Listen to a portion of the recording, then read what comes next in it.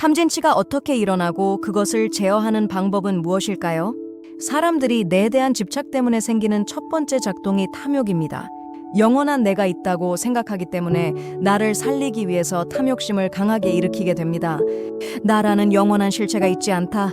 나는 연기된 존재로 임시로 존재할 뿐이다라고 생각하면 탐욕심을 일으킬 이유가 없습니다. 하지만 나라는 것에 집착하면서 생기는 것이 탐욕이며 제일 먼저 발생하는 것이 내 몸에 대한 탐욕입니다. 내 몸은 그 어떤 것보다도 소중하며 무조건 오래 살아야 합니다. 그래서 누가 내 몸에 털끝 하나를 뽑더라도 화가 나고 이 몸이 살아가는데 필요한 여러 가지 욕망들을 일으킵니다. 재물욕, 색욕, 명예욕, 음식욕, 수면욕은 사실 인간의 고통이란 것이 전부 다 이 5가지 욕심에서 나옵니다. 그렇기 때문에 우리는 지나치게 재물을 탐하고 명예를 과하게 쫓는다든지 색을 즐긴다든지 먹는 것을 지나치게 탐하고 일은 하지 않고 늘 생각만 하는 게으른 사람을 상종하지 않으려고 합니다. 물론 돈은 중요하지만 자신의 능력 이상으로 과하게 집착하게 되면 마음은 금세 욕망으로 뒤덮이게 됩니다. 섹스 역시 마찬가지입니다. 그 자체는 좋다, 나쁘다고 말할 수 없습니다. 이 세상 모든 것은 음양의 법칙에 따라 태어나서 또 그 법칙대로 살게 됩니다. 이상적으로는 남녀 관계는 도반의 관계여야 합니다. 도의 길을 함께 걷는 동반자라는 것입니다. 서로 인생의 참된 의미를 깨닫게 도와주고 다른 사람을 도와주는 관계로 나아가야 합니다. 명예욕도 마찬가지입니다. 그것은 색욕 이상으로 마음을 더럽힙니다. 우리는 이름과 모양에 집착합니다. 사람들이 나는 이런 사람이야 라고 생각하는데 이것이 첫 번째 착각입니다.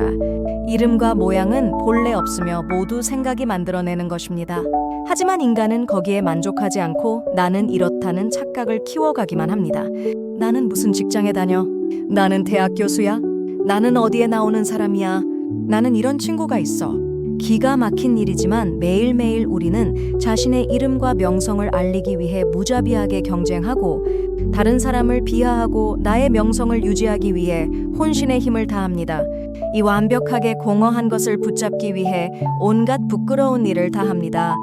명예욕이란 단순히 내가 훌륭하게 보이고 유명해지고 싶어 하는 것을 넘어서 다른 사람에게 인정받고 싶은 마음 모두가 욕심입니다.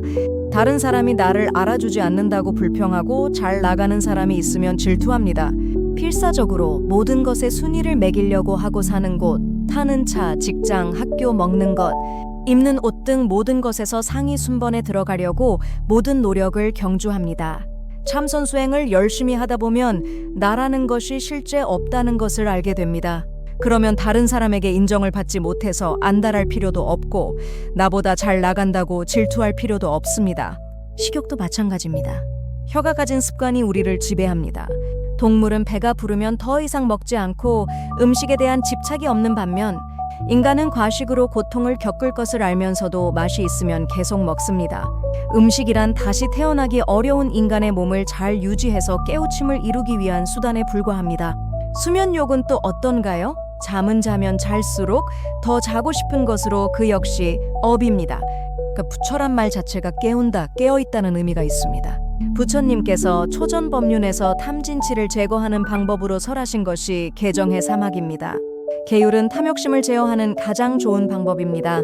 불교의 계율은 5계, 십성계, 비구계, 비구니계, 대승보살계, 금강계 등이 있습니다. 계를 지키라고 하는 것은 욕망을 억제하라는 것이며 계율의 내용은 전부 욕심을 줄이는 이야기입니다. 몸과 입, 마음으로 짓는 업 중에 가장 강하고 난폭하게 나타나는 것이 몸으로 짓는 것입니다. 부처님께서는 계율이 탐욕심의 대치법이라고 하셨습니다. 삼독의 두 번째는 진, 화와 분노입니다. 시기와 질투, 자만 이런 것들이 모두 화입니다. 분노는 내가 있다고 믿고 나라는 것이 남보다 나아야 한다고 믿기 때문에 스스로의 생각으로 만드는 것이지 실제하지 않습니다.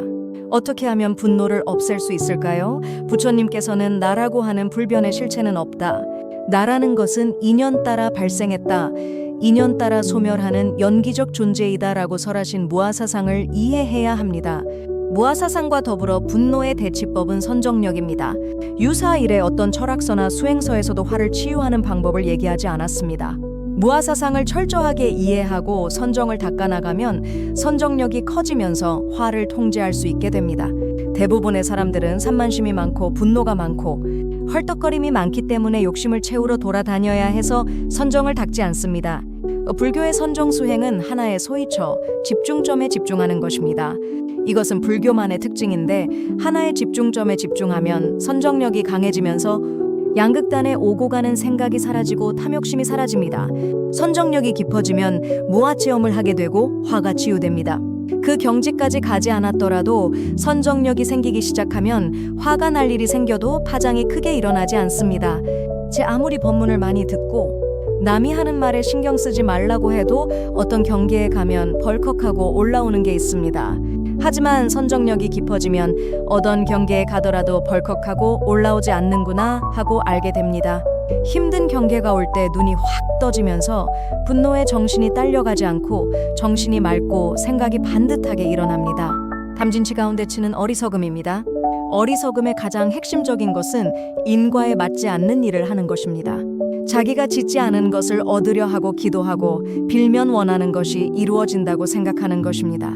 나에게 어떤 고통이 왔을 때도 내가 고통의 원인을 지었고 그것이 조건을 만나 지금 이 고통이 왔다고 생각해야 합니다.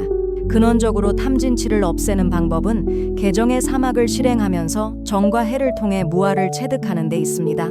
육바람일 중에서 보시바람일과 지게바람일은 개에 해당하고 인욕바람일과 정진바람일은 정에 해당하며 선정바람일과 반야바람일은 해에 해당합니다.